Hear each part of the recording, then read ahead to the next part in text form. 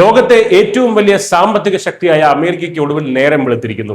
വിരട്ടിയാൽ ഭയക്കുന്ന, എന്ത് പറഞ്ഞാലും കേൾക്കുന്ന പഴയ ഇന്ത്യ അല്ല എന്നുള്ളതെന്നും നരേന്ദ്രമോദിയുടെ ഇന്ത്യ അത്ര എളുപ്പം വഴങ്ങുന്ന രാജ്യമല്ലെന്നും അമേരിക്കൻ ഭരണകൂടം തന്നെ ഇപ്പോൾ തുറന്ന് സമ്മതിച്ചിരിക്കുകയാണ്.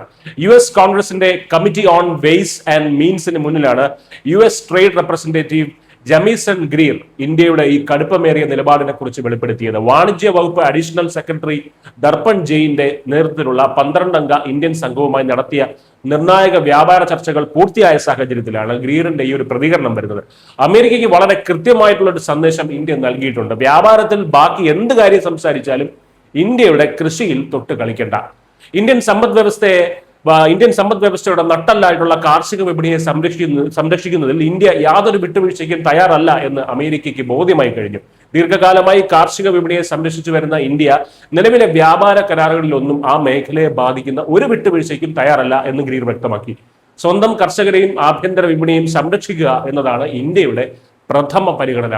എന്നാൽ കാലിത്തീറ്റയായി ഉപയോഗിക്കുന്ന DDG, എഥനോൾ തുടങ്ങിയവയുടെ കയറ്റുമതിയുമായി ബന്ധപ്പെട്ട വിഷയങ്ങളിൽ ഒത്തുതീർപ്പിലെത്താൻ സാധിക്കുമെന്ന ഒരു പ്രതീക്ഷയിലാണ് നിലവിൽ അമേരിക്ക.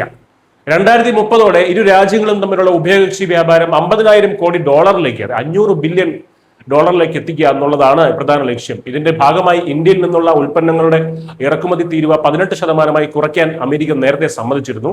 കൂടാതെ റഷ്യയിൽ നിന്ന് എണ്ണ വാങ്ങുന്നതിന് ഇന്ത്യക്ക് മേൽ ചുമത്തിയിരുന്ന പകരം തീരുവ നീക്കാനും ധാരണയായിരുന്നു. എന്നാൽ ഫെബ്രുവരി 20 സുപ്രീം കോടതി ഈ പകരം തീരുവയ്ക്കെതിരായി വിധി പുറപ്പെടുവിച്ചു.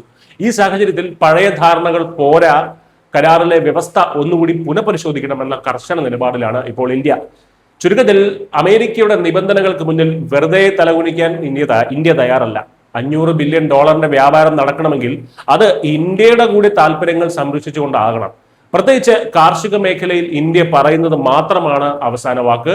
ഈ ഉറച്ച നിലപാടിന് മുന്നിൽ കാര്യങ്ങൾ നേടിയെടുക്കാൻ അമേരിക്ക ഇനിയും നന്നായി വേർപ്പൊഴുക്കേണ്ടി വരും എന്നത് ഉറപ്പാണ്. News desk Malayalam.